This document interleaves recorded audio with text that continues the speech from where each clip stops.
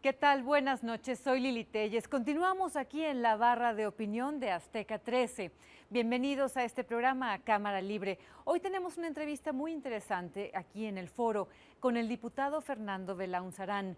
Nos va a platicar qué sucedió en la Cámara de Diputados en un foro que organizaron sobre la legalización de las drogas. La charla es verdaderamente interesante, se lo recomiendo, acompáñenos.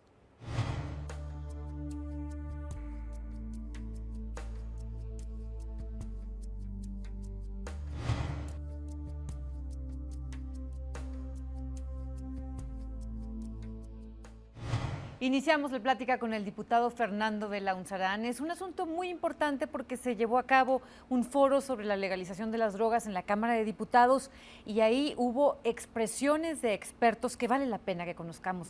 Diputado, le agradezco que esté aquí en el foro de Cámara Libre. No, yo te agradezco a ti, Lili. Siempre es un privilegio, un placer estar contigo. Gracias.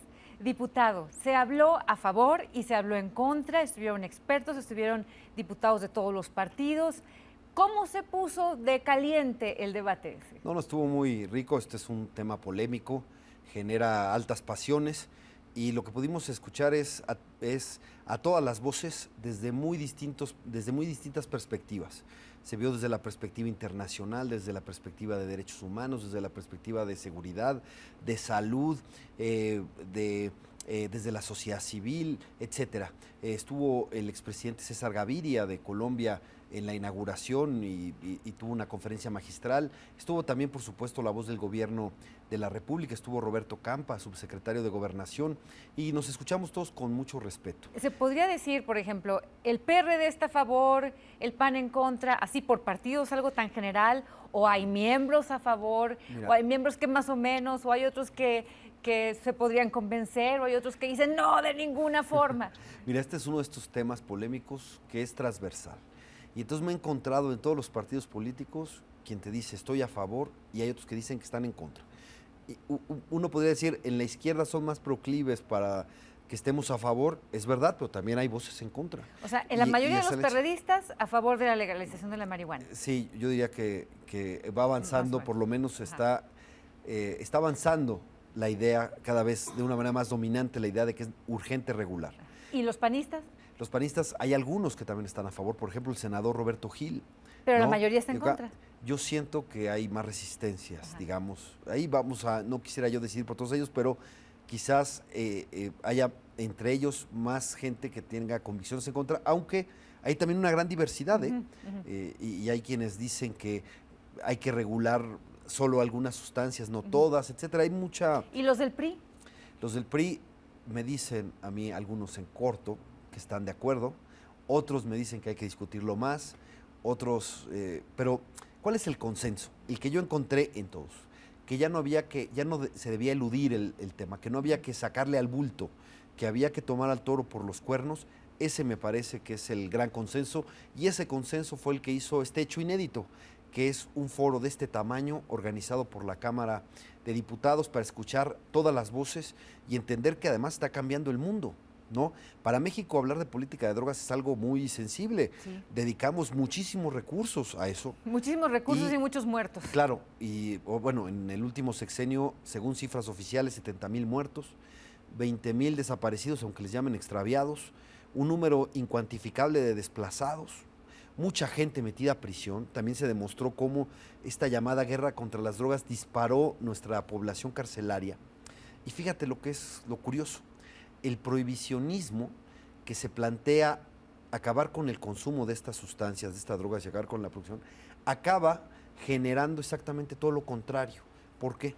Imagínate si no, las familias de los 70,000 muertos, de los 26,000 desaparecidos, de todos estos, de la gente que tiene sus familiares en la cárcel, ¿a poco no son más proclives al abuso de drogas legales o ilegales, o a engrosar el crimen organizado en virtud de que sus familias han sido atomizadas, han sido desbaratadas, ¿no? Esa situación es una de las cosas que llama al abuso de las de las drogas ilegales, el estar en en eso. Entonces, quizás tenga buenas intenciones el prohibicionismo, pero lo que consigue es todo lo contrario, porque ahora nadie puede decir que estamos mejor que cuando se le declaró la guerra a las drogas. Ahora hay más producción y hay más consumo. O sea, estamos peor. Sí, y ¿qué te diré? Ese sería uno de los argumentos más fuertes, que estamos peor. Claro, hemos pagado costos altísimos y además, obviamente hay corrupción, se ha generado corrupción hasta el máximo nivel, entonces es obvio que no ha dado resultado. Por eso yo podría decir que hay un consenso en que hay que cambiar, que no podemos seguir como estamos. Ahora, no hay consenso en qué debemos cambiar. Ahí hay distintos puntos de vista. En qué se debe hacer. Exacto. Se debe hacer algo diferente, pero no sabemos exactamente qué. No en todo. Hay alguna parte que sí hay consenso. ¿En qué parte sí hay consenso? En que no hay que criminalizar a los usuarios, ya no perseguirlos, no verlos, pero muy importante además, no verlos necesariamente ni como delincuentes, ni como enfermos necesariamente. Ya se usa el término consumidores problemáticos, que quiere decir que solo un sector de quienes la consumen tiene problemas al hacerlo. Por ejemplo, en el caso de marihuana es del 9%. El 9% de los consumidores de marihuana genera problemas, tiene ya sea dependencia, etcétera. Pero hay un número importante de consumidores de marihuana que no generan conflictos. El asunto de la reducción de daño, que son programas muy exitosos en Europa y que ya hablan. A mí me encantó escuchar que el subsecretario Campo usara el término reducción del daño. ¿Qué son las políticas de reducción del daño? Hay variadas, pero la más conocida es que había una epidemia de SIDA en Europa por los usuarios de drogas inyectables. Por las jeringas. Porque usaban la misma jeringa. Entonces se decidió la difícil decisión de dar jeringas desechables. Por supuesto, con eso no impedías que se siguieran drogando con estas drogas, ya sea heroína u otras, pero al menos paraste la infección de SIDA o de hepatitis C. Por cierto, México es el peor país en el mundo en reducción de daños sobre drogas inyectables. El 96% de los usuarios de drogas inyectables tienen hepatitis C. Imagínate la prevalencia tan alta según datos oficiales. Entonces, que ya se esté incorporando la reducción del daño es algo importante. Entonces, en prevención, fortalecer la prevención, en no criminalizar a los usuarios, hay un consenso importante. Actualmente se usa por cada peso que se destina a la prevención, se usa 16 pesos al combate. Entonces, ahí se ve cómo pues, el esquema está totalmente desequilibrado y no ha funcionado. ¿Dónde está fuerte el debate? Por supuesto, en la regulación total. Yo presenté incluso una iniciativa buscando que se regulara desde la producción hasta el consumo, como sucede ya en Uruguay o como ya sucede en Washington y Colorado. Pero tengo que admitir que no están dadas las condiciones para una reforma de este calado. Entonces, ¿qué es lo posible? Lo posible es avanzar en esto de no criminalizar con el gramaje, porque los 5 gramos famosos que se le dan de derecho a tener un consumidor es tan bajo que hace que la descriminalización sea solamente teórica o la despenalización teórica, pero no se aplica. Entonces habrá que revisar esto. Se les darían más gramos para... Claro. Con derecho de no ir a la Estamos hablando de 30 gramos, porque mira, muchas veces... 30 gramos legales sería consumir. Sí, ahorita está en 5 gramos. Diputado, pero si se legaliza la marihuana, ¿no va a aumentar el consumo en una forma...? Esa es una de las razones que más esgrimen quienes están en contra y que lo pudieron expresar con toda libertad en el foro. Entre todos los periodistas, pues hay muchos periodistas a favor, otros en contra, en fin. Yo, aquí en la libertad de hacerlo... le comento, yo estoy en contra, a mí me asusta, por eso me gusta preguntarle y saber más al respecto. No, es que tú estás dando en el meollo del asunto, esa es la clave, dicen, es que si tú regulas, es que vas a poner disponibilidad. ¿Por qué yo uso el término regular y no solamente legalizar? Porque hay que distinguir, digamos, si ponemos que un extremo es mantener la prohibición absoluta y en otro es liberarlo o verlo como un producto más en el mercado, no, queremos que sea una sustancia con reglas. ¿Qué es regular? Es poner orden donde no existe, porque no hay mercado más libre que el mercado negro. Ahora, ¿cuál es el punto donde está? Porque, insisto, no creo que haya construir un consenso para una regulación total, pero sí, por ejemplo, para dar un paso previo me parece necesario, por ejemplo, el reconocimiento de las propiedades médicas y terapéuticas de la marihuana. Pero sería por donde sería más factible aterrizarlo. Y yo diría que sí, y además, claro que trae beneficios. En niños con epilepsia ha tenido un éxito abrumador. Claro, mira, una ciudad como Nueva York, que tiene un control sanitario muy alto y estándares de salud muy alto, no iba a aceptar la regulación de marihuana medicinal para 20 hospitales si no hubiera habido los protocolos, las investigaciones y los resultados. Para eso, ahí no van a improvisar, ¿no? Entonces, me parece que eso ya está aprobado.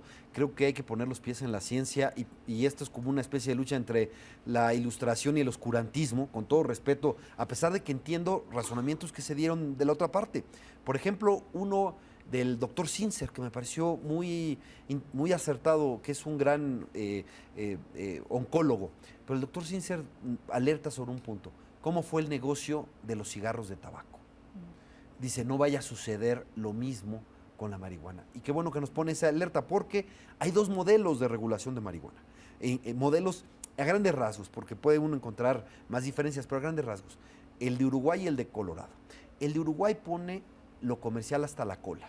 ¿Por qué digo que lo pone hasta la cola? Porque incluso hasta el precio es tasado por el gobierno. Sí. Lo pusieron a $1 un gramo y dice Mújica, si lo baja el narcotráfico, nosotros lo bajamos, porque lo que queremos es quitarle ese mercado y está prohibido toda publicidad.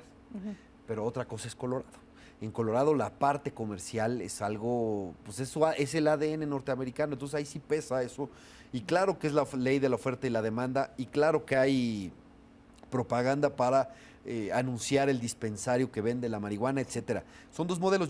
Mi reflexión es, o nos apuramos a ponerle reglas a ese mercado que inevitablemente vendrá, o cuando ese mercado esté en nuestra frontera con todo su peso comercial, también va a poner condiciones. Entonces, ojalá lo hagamos rápido, porque de que es inevitable no tengo la menor duda.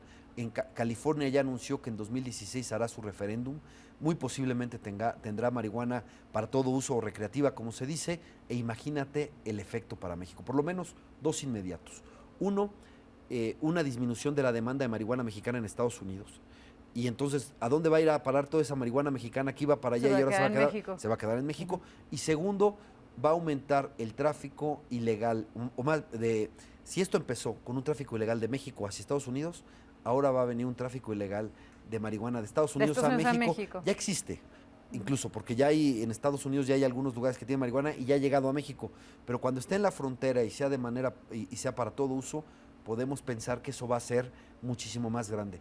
En esas condiciones, mantener la prohibición es absurdo. Bien. Entonces, habrá que hacer una planeación a ese momento, y la marihuana medicinal, me parece que ese sería un paso necesario, transitorio, y además necesario, porque mira, uno de los argumentos que te dicen es, hay medicamentos que hacen lo mismo. Bueno, si te dicen que hay medicamentos que hacen lo mismo, están reconociendo que tiene propiedades medicinales.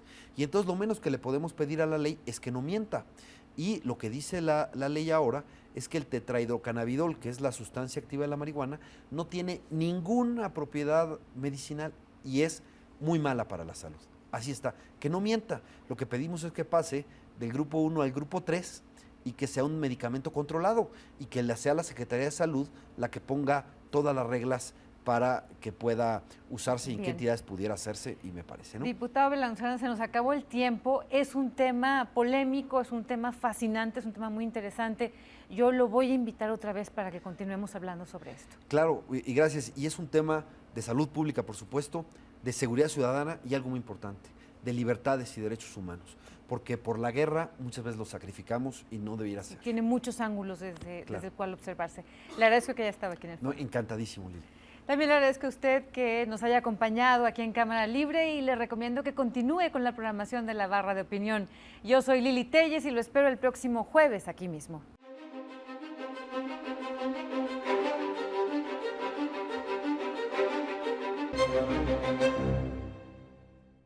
Una vez que ha concluido el debate en el Congreso de la Reforma Energética, todo indica que será en el periodo ordinario de sesiones de septiembre cuando inicie la discusión de la reforma al campo.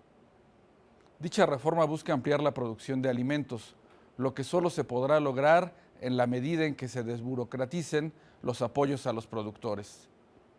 El campo ha tenido en los últimos años un franco declive en la economía y de representar más del 15% del PIB, actualmente su peso es apenas del 4%. El hecho de que pueda elevarse su productividad no solo contribuirá a mejorar la oferta de alimentos, también apoyará los programas de combate a la pobreza. De ahí la importancia del debate en el Congreso, que ya desde ahora se adelanta, no involucrará cambios constitucionales y se centrará solo en la modificación de leyes secundarias. Como sea, la idea de cambiar el rostro al campo ante las exigencias sociales y, por supuesto, de la economía es una buena noticia.